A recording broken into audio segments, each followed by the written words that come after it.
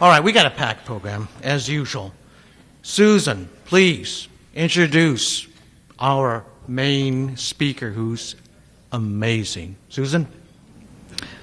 So today it's an opportunity and a privilege to introduce Mark Roth, PhD, cell biologist, member of Fred Hutchinson Cancer Research Center since 1989, and member of the UW School of Medicine faculty since 1996.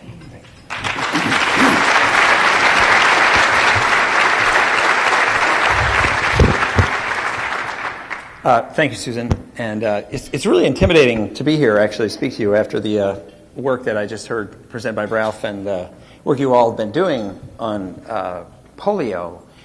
As a researcher, and in our lifetimes, of course, many of us recognize that polio, which has been a scourge around the world, was at some point not so well defined. People didn't know quite how to approach it, didn't even understand why this disease was happening.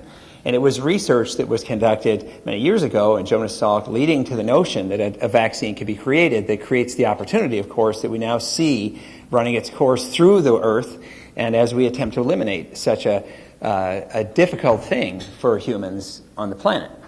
And so the next few minutes, I want to talk to you about other things that affect us in this room, and the ways in which we are attempting to do better. And you'll see that much like the days prior to Jonas Salk, these are early days, but they are not without their flashes of possibility that we might achieve our end. So what I want to do today is talk to you about the work I've been doing, really to try to understand why things die and how to prevent it. So it's a rather lofty thing to do. Am I speaking about immortality here, or am I speaking about, I'm really talking about just doing better.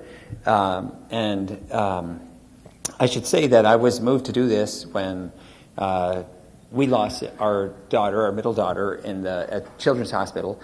And as a person who has been in science all his life, thinking about the things that I should be able to help out with, because I'm a biochemist, I'm a cell biologist, I should be able to help the physicians who are there trying to care for my daughter, and I was unable to do so. I was pretty frustrated, as you can imagine. And so when I went back to work after that, I went to the head of the Basic Sciences Division at the Fred Hutchinson, and I went to the person who runs the Fred Hutchinson at the time, Nobel Prize winner Lee Hartwell, and I said, I don't want to work on life processes anymore. I don't want to work on the endocrine system or the digestive tract or neurons. I want to work on why people die, and I want to think about ways to improve that.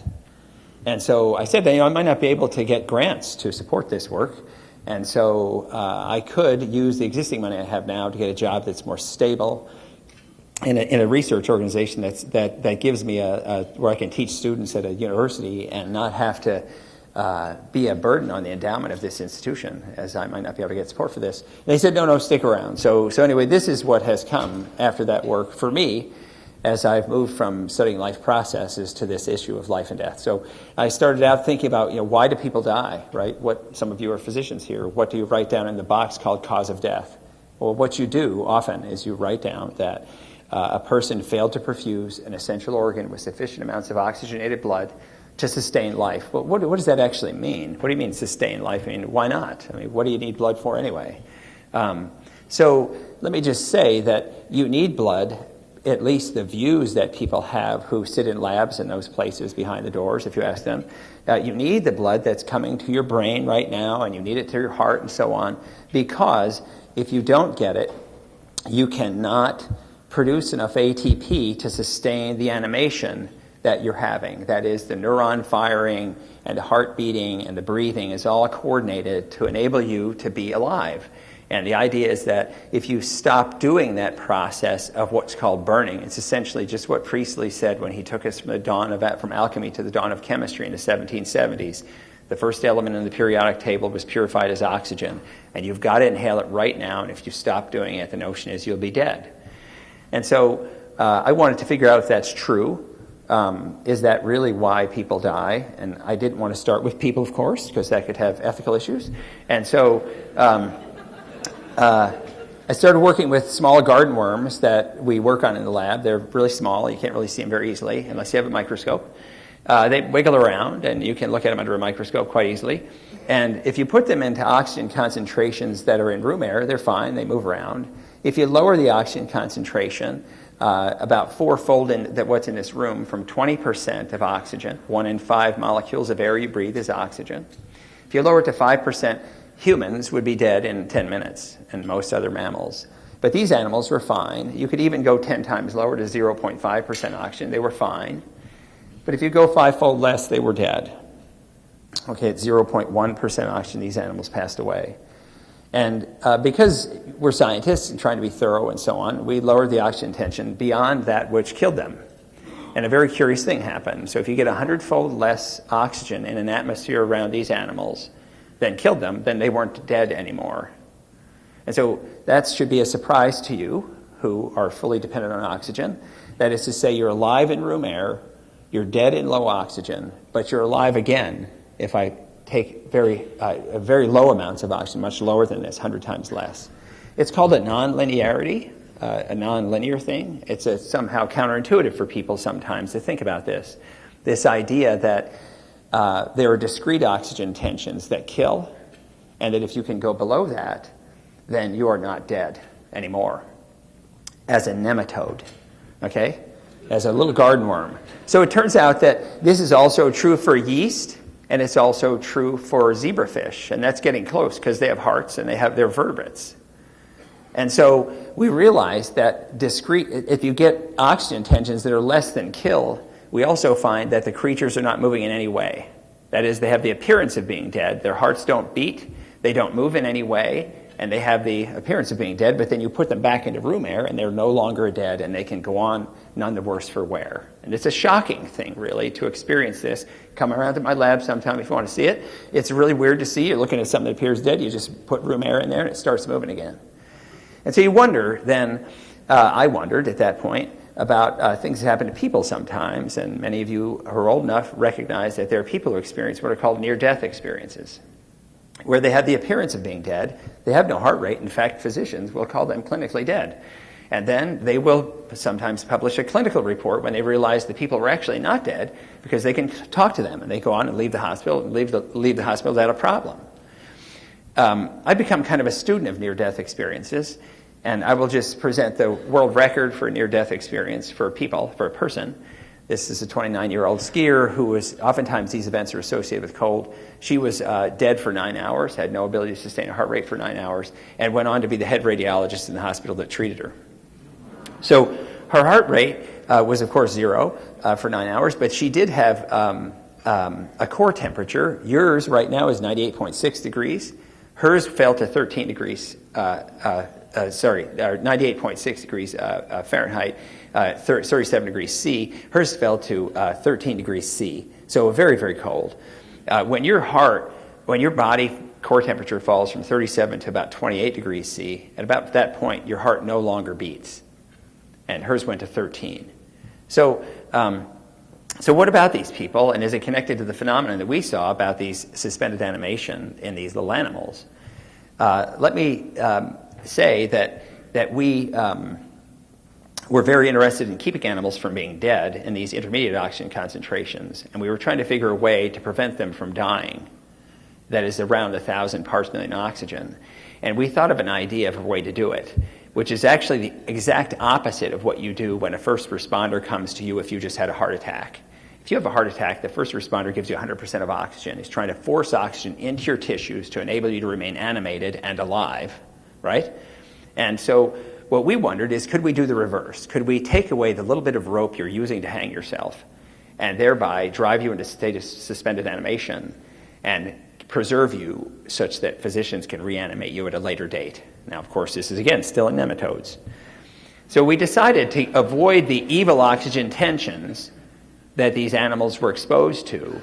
We would swap out the nitrogen, that's the balancing gas. Most of the air you're breathing is nitrogen. We swap out all the nitrogen for carbon monoxide. Carbon monoxide and is able to bind to the place where you burn oxygen with equal affinity as oxygen. So there's a bit of a math thing here, a musical chairs game. If I have 999 molecules of carbon monoxide in an atmosphere for every molecule of oxygen I've got in an atmosphere, and they bind with equal affinity on the place that burns, then the probability that oxygen can bind is no longer what it was. It's 1,000 times less, because it's going to lose the ability to bind those places because they're going to be occupied by carbon monoxide. So I can drive the effective utilizable amount of oxygen down in the atmosphere from 1,000 parts per million, which kills, to 1,000 times less, which is suspended animation and survival. And we did this, and again, in these nematodes, we could show that carbon monoxide could save these nematodes from the primary cause of death from humans, which is low oxygen exposure. And we thought, can we do this in mammals? Can we do this in people? You can't use carbon monoxide to do this very easily because it binds hemoglobin very effectively, and that's bad. And we're using that to carry our oxygen to our tissues. So we found several other molecules in the last little while that actually work very effectively to do this. Hydrogen sulfide, hydrogen selenide, and a third molecule that we recently found. All of these molecules are naturally found in your own body, and they are affecting the ability for you to burn oxygen as you sit in the chairs here today. If you expose mammals to atmospheres containing hydrogen sulfide, you can decrease their oxygen consumption essentially instantly with an exposure of very small amounts of hydrogen sulfide, for example, in the atmosphere. You can decrease oxygen consumption by 10-fold.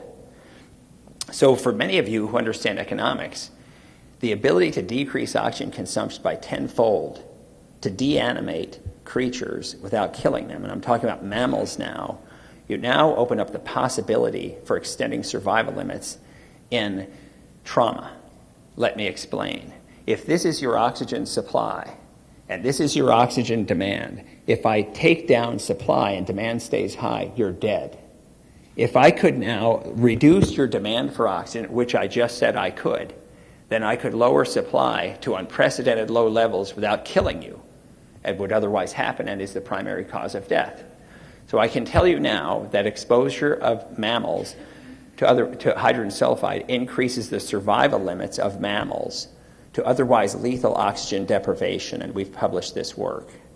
This shows an ability to extend survival limits against the primary cause of death, and it is a thing we are now trying to do to bring this to bear for clinically relevant causes of disease. In humans, cardiac events can be very severe and can result in death. In fact, the leading cause of death in the United States is heart attack. So what happens there is you have a loss of capacity to bring blood flow to an essential part of the heart muscle. Say the left descending coronary artery is blocked, and for a while you will not be able to perfuse the tissue of the muscle with sufficient amounts of oxygenated blood, and you will probably get symptomatic, and you'll fall to the ground. Somebody get on their iPhone, and they'll call Harborview, and they're going to come over here, and they're going to take you to the cath lab, and they're going to put a catheter in through your femoral artery, and they're going to run it up through here, and they're going to give you what's called balloon angioplasty to try and reestablish perfusion in your heart, hopefully before your heart muscle dies. Bit of a battle, a bit of a race against time. You may lose, you may win. Medic 1 is good. This is a great place to have a heart attack, by the way. City of Seattle. But the short answer is that we have found that if you get one of these agents that I just mentioned and perfuse it, now this is not in people, this is only in animals, but they are mammals, and they are clinically relevant models of heart attack. If you do this at the point of reperfusion, you can reduce the damage to a heart by almost 90%, 88% reduction in infarct size. So this is a clinically relevant improvement in the capacity to care for people who are faced with the primary cause of death for humans in the United States, which is heart attack and subsequent coronary artery or chronic heart failure, which is what happens after you have a heart attack and you have dead heart muscle that then can't function. So that's what we do. That's the way we attempt to bridge the connection between research that can go on as we move towards eliminating the ability to have polio in our world. You know, what are we doing for other things, and where are we in that path? And that's where I happen to be in the work I'm doing as an attempt to do better in trauma medicine. Thanks for listening.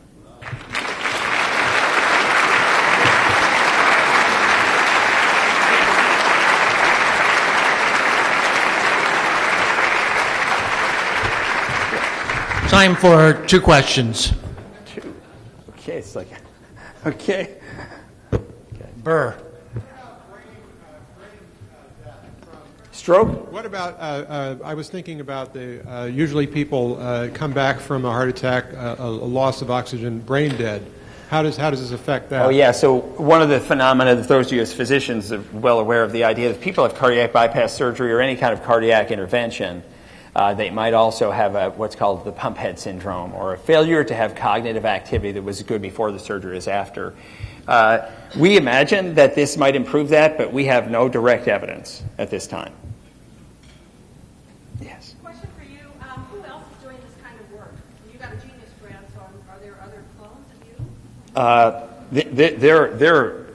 One place where there has been some cloning is that I did start a biotech company in 2005, and it's done well and through mergers and acquisitions and so on. There's 500 employees in the company. It's based in New Jersey, and it uses another toxic gas, not hydrogen sulfide, but nitric oxide, and it delivers it to newborn babies who have blue baby syndrome. And we're FDA approved. We deliver the drug product all around the world, and we save probably thousands of babies from certain death by virtue of keeping them from dying of pulmonary hypertension at birth. Yeah. So there are a lot of other people doing it. Seattle Rotary Online is made possible in part by a grant from First Choice Health, working with the Washington Health Information Collaborative to use technology to bring better health care to patients throughout the Pacific Northwest. First Choice Health.